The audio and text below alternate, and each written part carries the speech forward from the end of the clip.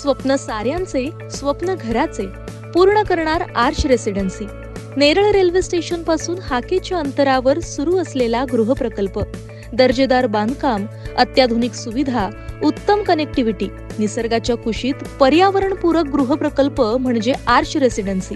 आपलं स्वप्न साकारण्यासाठी आजच घर बुक करा. आर्च रेसिडेन्सी नेरळमध्ये. अधिक माहिती आणि बुकिंगसाठी संपर्क 8317230123. कर्जत बोरगाव विभागाचे वनपाल प्रवीण मोरे यांचा अपघाती मृत्यू झालाय. नारळाची वाडी येथील आपले शासकीय काम आटपून मोरे सायंकाळच्या सुमारास मोटारसायकलवर बसून बदलापूर येथील घरी एकटेच निघाले होते. दरम्यान भरधाव वेगात येणाऱ्या डंपर चालकानं मोरे यांच्या स्कूटी या मोटारसायकलला मागून धडक देत त्यांना चिरडलं आहे. प्रवीण मोरे यांचा हा अपघाती मृत्यू की घातपात असा प्रश्न उपस्थित होत असून डंपर चालक हा घटनास्थळाहून फरार झालाय, तर अद्यापही त्याचा शोध लागलेला नाही असं सांगण्यात आलंय. अलिबाग वन विभागातील कर्जत पश्चिम वन परिक्षेत्रातील बोरगाव राऊंडचे वन अधिकारी वनपाल प्रवीण मोरे उर्फ भाऊसाहेब हे त्यांच्या कार्यक्षेत्रात शासकीय कर्तव्यावर होते.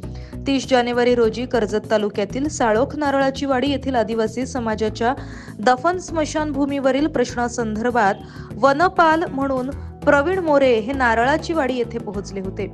आदिवासी समाजाच्या जागेवर साळोख येथील ताहिर सैरी आणि तौसिफ मुल्ला या व्यक्तीनं जेसीबीच्या सहाय्यानं येथील जमीन साफ करून या जागेवरील सागाची झाडं तोडली होती, तर जागेतील दफन केलेले मृतदेहांची हेळसांड करून सांगाडे बाहेर उघड्यावर टाकले होते. त्यामुळे येथील आदिवासी समाजाच्या भावना दुखावल्या गेल्यानं ग्रामस्थ बुधाजी पदू थोराड यांनी याबाबत तहसीलदार, मंडळ अधिकारी, सरपंच तसंच झाडांची विनापरवाना कत्तल केल्याप्रकरणी वन विभागाला देखील तक्रार केली होती. याच तक्रारीची दखल घेत वनपाल प्रवीण मोरे नारळाची वाडी येथे पोहोचले होते. जागेची पाहणी करून झाडांची केलेली कत्तल यामुळे सदर दोषींवर गुन्हा दाखल करण्यात येणार आहे म्हणून त्यावेळी प्रवीण मोरे यांनी आदिवासी समाजाला आश्वासित केलं होतं. आणि नेहमीप्रमाणे सायंकाळच्या सुमारास मोरे आपलं काम आटपून बदलापूर येथील घरी जाण्यासाठी स्कूटी या मोटरसायकलवर एकटेच बदलापूरच्या दिशेनं निघाले होते. यावेळी बदलापूर पोलीस ठाणे हद्दीतील बोराटपाडा रस्त्यावरील लव्हाळी गावादरम्यान निर्जन स्थळी प्रवीण मोरे आले असता पाठीमागून भरधाव येणाऱ्या अज्ञात डंपर चालकानं त्यांच्या मोटरसायकलला धडक देत त्यांना चिरडलं. मोरे यांच्या डोक्यावरून डंपरचं चाक नेत चालक घटनास्थळावरून फरार होत बेपत्ता झालाय. वनपाल प्रवीण मोरे यांच्या या दुर्दैवी मृत्यूमुळे वन विभागात शोककळा पसरली आहे.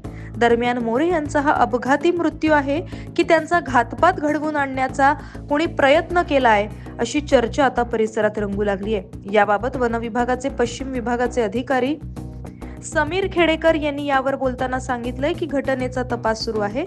एकूणच कर्जत तालुक्यात प्रथमच अशा प्रकारे अधिकाऱ्याचा अपघाती मृत्यू झाल्याचं समोर आल्यानं याचा तपास संबंधित अधिकारी कसा करतात हे पाहणं महत्त्वाचं ठरणार आहे.